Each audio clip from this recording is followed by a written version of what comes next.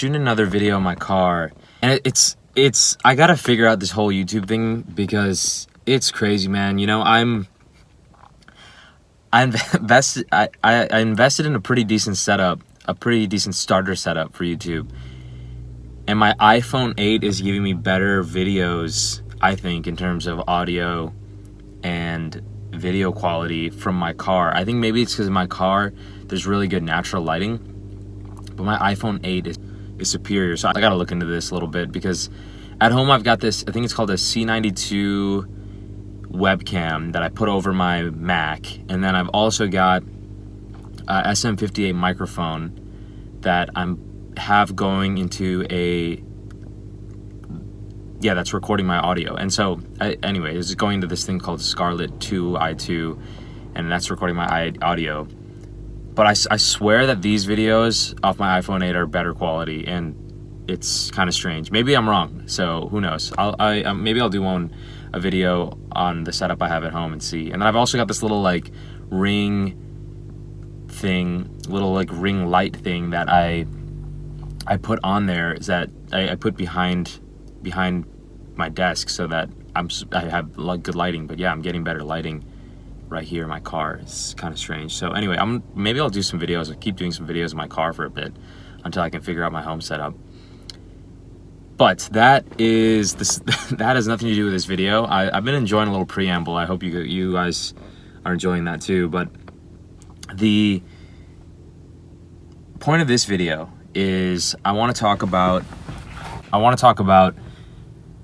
macrofocus versus microfocus, and clearly I could use a little bit of microfocus today. So I don't think this is an actual term. This is just something I was journaling about today, and I wanted to air it out and air out this concept. So microfocus versus macrofocus. So microfocus is, I think, the focus that a lot of times we think about when we think about concentrating, and microfocus is this ability to stay on a given task for a significant period of time. And significant doesn't have to be even that long. It can even be for 25 or 30 minutes. I mean, there's that famous Pomodoro technique, which you do 25 minutes on, and then you take a 5-minute break, and then 25 minutes on, and you keep doing that. That is super powerful. If you can actually lock in for 25 minutes, and when there are thoughts that come to your mind, you're able to say, thank you, mind, for those thoughts but they have nothing to do with this task. I'm going to write it down on a sheet of paper so that I can think about this later. But right now I'm focusing on this given task.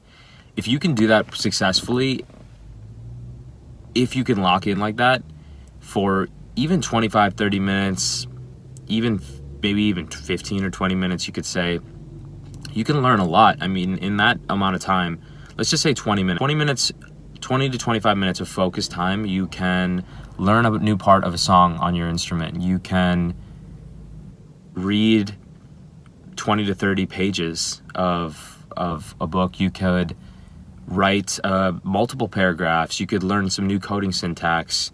You could do some pretty serious damage on some language study. You could probably go through 100 or 150 flashcards of new words. You could do a lot of stuff, and there's many hours in the day. So if you're able to lock in, it's kind of crazy, even a few times for 20 or 30 minutes, you could get a really good workout in. There's a lot of stuff you could do. You could have a very deep meditation session. So there's a lot of stuff you can do if you're able to microfocus for 20 minutes. And so I'm coining. I shouldn't say coining. I'm calling this microfocus because I think this is the type of focus we think about, and we can always get better. And I think that there are activities that can improve your microfocus. Playing an instrument, meditating, reading, active listening to your friends when they're speaking, writing code, exercising, playing a sport. All these types of things will improve your ability to microfocus, and that is a huge skill. So now let's jump over to macrofocus. So macrofocus is interesting, right? And this one is something that I didn't even think about until recently.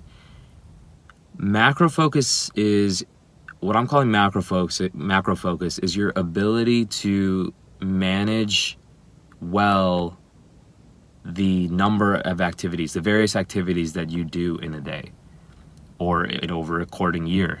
Maybe not a day. Yeah, day is wrong. Macro focus is your ability to manage the activities that you choose to engage in. So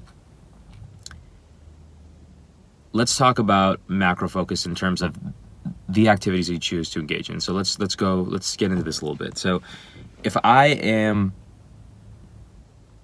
100%, if the only thing I do is shoot YouTube videos, and the only thing I do is related to shooting YouTube videos, if I spend all day, every day, writing content, recording these videos, editing, and then publishing them, or hiring somebody to edit, or whatever it is. But if that is my only job, I don't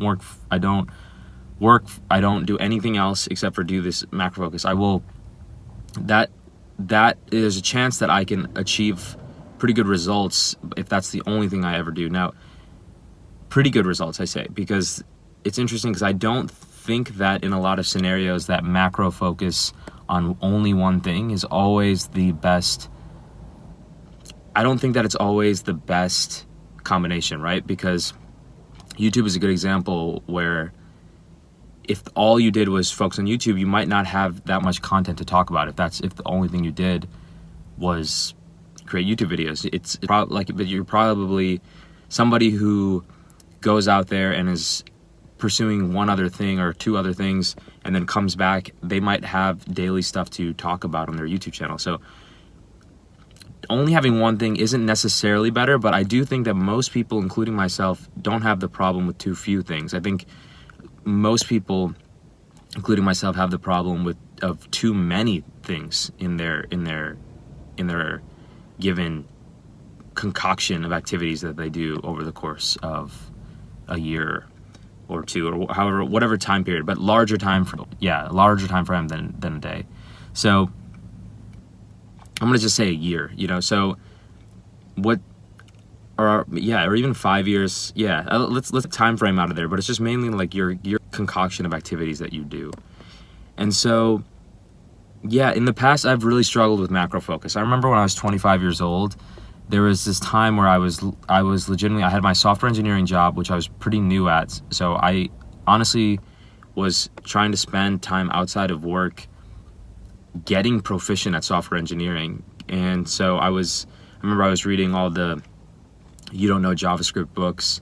I was building stuff on the side, taking courses on the side. I needed to do that to get to, I was at a junior level, and I was trying to get to that mid-level engineering role, which I eventually did get to, but I needed to really put in time to do that. So I had that. I joined a rock climbing gym, so I was doing rock climbing. I was taking karate lessons. I was doing karate. I remember I was doing karate. I was taking Hindi lessons, and I was taking guitar lessons, and I was trying to create music. And probably more. I think there was one more thing that I'm having trouble remembering, but I was not making progress really at anything. I remember some things were definitely not. There was no progress being made. Like, I was also trying to lift weights. I remember I was curious about hiring a personal trainer to try to get more into lifting, and I was not making progress at all. I remember in Hindi, every single time I'd show up to my Hindi class, and I would have not practiced the week before, and my Hindi teacher would always just say, why? One day she just told me, she said, why are you doing these lessons? You're not practicing. It's clearly not a priority for you. Maybe you should try coming back to this when you actually have time for it. And that was huge. That was a huge reckoning for me, realization that I was spreading myself way too thin. I had horrible macro focus at that time. And so I ended up dropping that and karate. And I think I ended up dropping my rock climbing gym after a little bit too, and just got a little bit more focused on my engineering job. And I was still exercising and stuff. And so, but at that time I had really bad macro focus. And so I am now, it's interesting now, because now I'm at the point where I'm thinking about trying to choose what activities I do wisely, trying not to put too much on my plate, but do the few things I do well. And I don't think one thing is I think there's sometimes I just want to just choose one thing and just do, that's all I do, just pull that one lever over and over again. As one of my friends likes to say, just choose one lever and just keep pulling it. But I do think that obviously, like exercise, for example, and meditation and reading are activities that are kind of staples that I think should be in the activities that I do, because they sharpen my mind. And again, going back to earlier, they improve my microfocus. So then that whatever I'm doing, those things are kind of meta skills. I think those always have to be there, exercise, meditation, reading. Maybe you're not doing a lot of it, but maybe, meditating, daily and lifting daily or whatever it is. Maybe just doing that, having just some sort of regimen where you're at least dedicating an hour or something like that per day to doing those activities. Because even just like 20 minutes of exercise or 15 minutes of meditation or 15 to 20 minutes of reading have huge benefits, So I think it's worth it to always have those in the concoction. But keeping good macro focus, so for me, the plan is bringing fewer things. I think for some people, maybe they're only doing one thing and they could benefit from adding one or two things like exercise or kind of meta skills, meta activities to their plate. But I think for most people, most ambitious people, they struggle with having too many things. At least that's what I'm struggling with. So that's this concept. I'm exploring macro focus, trying to improve always trying to improve my micro focus, but I'm exploring really trying to work on my macro focus. And I started getting better, right before this creative break. I was working as, software engineer, and I had a pretty good rhythm. I had this block of time every single morning. I kind of divided it in. I was like, okay, there's going to be 3 things that I'm really focused on when I'm not having fun. Obviously, like when I'm not having fun hanging out with my friends and wife and just doing like wandering around, hikes, things like that. When I'm not just messing around, having fun, I want to be really trying to improve at work. I want to be adding more value. I'm trying to rise. I'm trying to make more money at the company. I want to be getting better shape. So that one I was a little flexible on, whether I didn't really care what the medium of activity was. But generally like trying to err on the side of lifting or yoga, because I felt like those were really those, like, for me at least, were what my body was looking for the most. So go for those, and then music. So I was like, okay, those are the 3 things. If I have free time at 7 p.m. comes around, I don't have much to do, I'm gonna choose one of those things, go in on it. And obviously I would schedule every single morning. I'd have this like deep focus time where I'd choose one of them each day and try to go deeper. So that's what I was doing when I was working. Now I've cut off the work one, so now I'm on this creative break. So I don't have my engineering job. So now I've inserted their YouTube and content creation, which is something brand new for me, and I'm trying out. Obviously, I'm trying out, and I'm having trouble because legitimately I'm getting better results recording videos on my phone. So I got to figure that out. But that's what I'm doing right now. My macro focus is music, YouTube, and whatever minimal exercise I need to do to get some good results. And kind of improve slightly, but it's not what I'm like really blasting. Maybe I should be hitting that more. So anyway, those are my macro focus right now. Those 3 things: exercise, music, and YouTube. Content creation. So yeah, let me know how's your micro focus and macro focus. I really think if you could nail these 2 things, your macro focus, micro focus, you'd have ridiculous results in whatever you're trying to do. So let me know how you're in the comments if you like this concept. And I'll see you guys on the next one.